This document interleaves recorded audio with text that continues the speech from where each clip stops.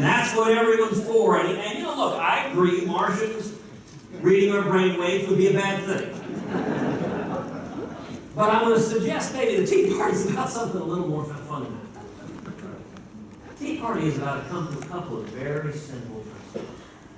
Number one, liberty. Free market principles. Limited government. Not bankrupting our kids and grandkids. And getting back to the Constitution of the United States.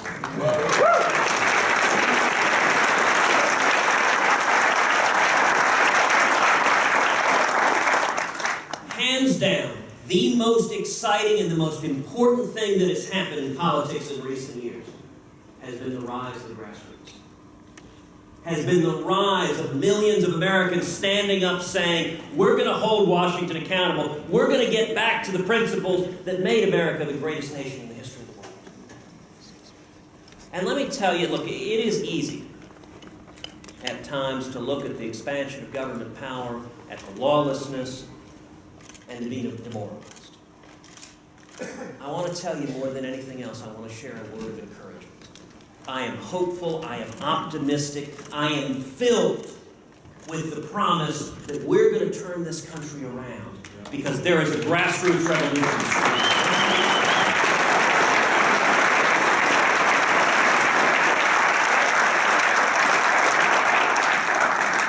You know, if you think about last year and the fights in the Senate, I was very proud that the first time I had the chance to speak on the Senate floor was standing side by side with my friend Senator Rand Paul and his epic filibuster on drugs.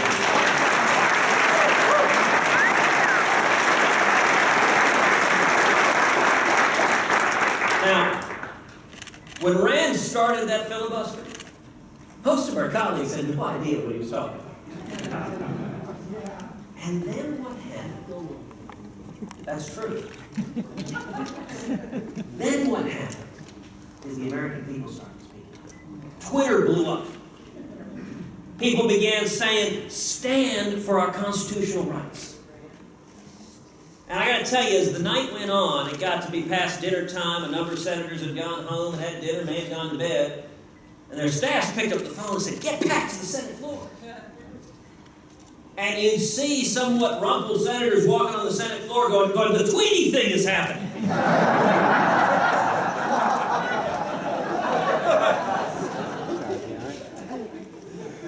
And as a result of the American people standing, the next day, President Obama was forced to do what he refused to do for 3 consecutive weeks, which was to admit in writing that the U.S. Constitution limits the authority to target U.S. citizens.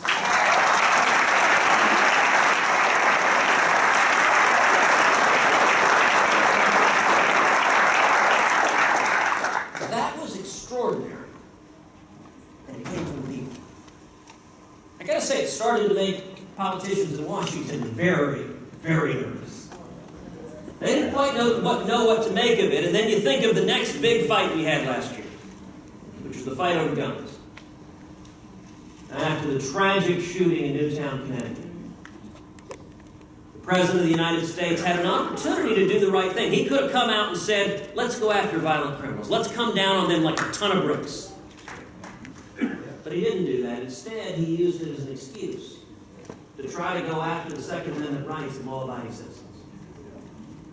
And I have to tell you, in Washington, conventional wisdom following that tragic shooting was that this was unstoppable. First several Senate lunches we had, everyone was sitting around going, the momentum is all with the president. There's nothing we can do. We need to get out of the way. And then something incredible happened. The grassroots began standing up. The Tweety thing. The Tweety thing. And even better, senators went home to their home states on recess. And when they got there, y'all showed up. And they started seeing men and women from their states saying, stand up and defend our Second Amendment rights.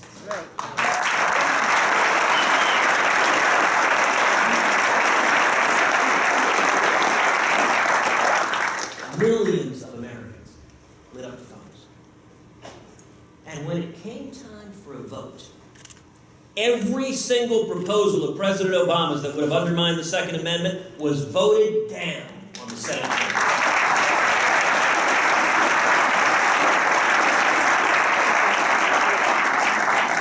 That was y'all's victory. It was the power of the grassroots.